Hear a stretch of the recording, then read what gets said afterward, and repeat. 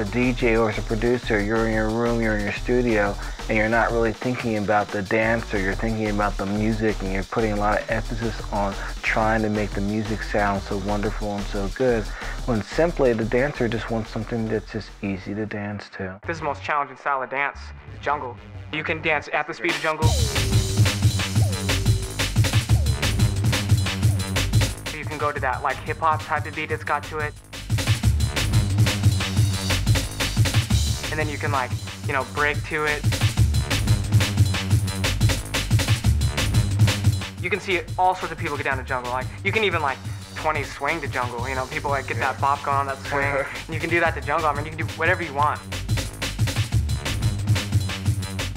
You don't have to be all crazy all over the place with every limb that you have. If you try to dance like properly to drum and bass all night, full on, you're going to kill yourself, you know. But at the same time, with drum and bass, you can sort of dance sort of kind of like half speed to it as well and like nod your head to it, you know. That's the freedom of drum and bass, I think. If you just stop and listen and then feel.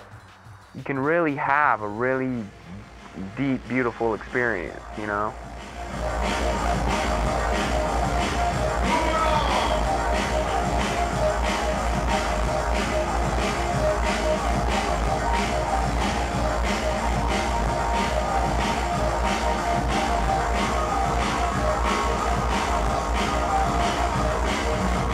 I don't care if I die rich or poor. All I want to do is just make people dance and make people smile. And if I can give you a little brain grenade in the rave, you know what I'm saying, in the party, to make you walk outside the club and go, yo, I can, you know, I had a fucking great time tonight. And that's all I want to do. If you got the bass, say yeah! Yeah! Check this shit out, check this shit out, check this shit out. It's good when the crowd's into it and feeding you this energy, you know what I'm saying, and you're feeding it back to them. It's definitely fun when you have a responsive crowd. It can go the other way too, though, you know what I'm saying? If nobody's dancing to your music or anything, sometimes it feels like maybe you're not doing too good of a job or something, I don't know, you know. The DJ's there and they're playing music for you to dance to, and if you're not dancing, then they need to loosen up.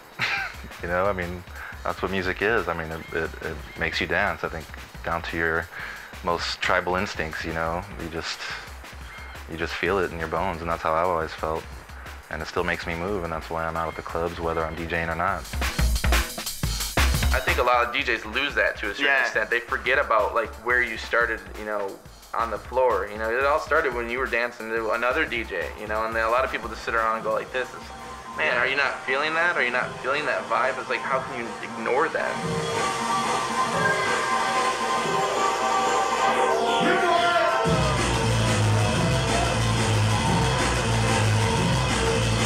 I don't like playing clubs like in New York where there's no dancing allowed. I guess that was baffling to me, and the reasons behind it are just like, I don't even give a shit. People have to dance to this music. In New York, to have people dance, you need a cabaret license, and unfortunately the cops really like to, you know, bust down on clubs for not having it, or, you know, and it's hard to get cabaret licenses, plenty of places, you know. The mayor is a fascist, and he doesn't want people to dance because he wants the yuppies to move in and all the artistic people who make New York what it is to move out. And it's like horrible, you know. Direct Drive is like, it used to have 300 people in there screaming, loving it every Saturday night, just no matter who was playing, whether it's like local people, UK people. The crowd there was like so great, but then they started enforcing it, and now it's like people just come and they sit at the tables, and it's so sad. And you go in there and you're just sad. You know, it makes you sad because even if you are creating this amazing energy, like, no one can do anything about it. And they just sit there and they're like nodding their heads like, I want to dance. And then they start like twitching around, and then the bouncer comes and like puts their hand on their shoulder like, don't do that. How can you ban dancing? You know, it's like you have to have a piece of paper in order to say that you can dance. It's bullshit. It's like total bullshit to stop the scene. It's politicians scam just to stop any kind of gathering amongst people. It's like, I think the government and politicians are scared of people getting together and like having their own ideas.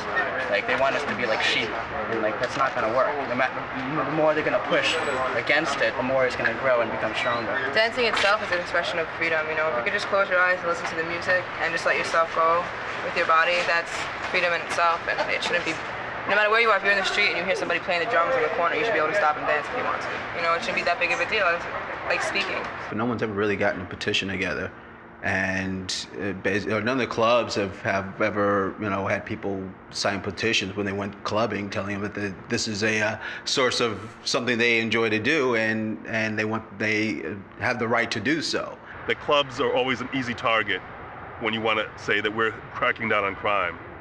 You can go to a club and say, there was somebody underage drinking here, there was somebody smoking a joint here, and you close down the club, you say, we've taken care of this problem.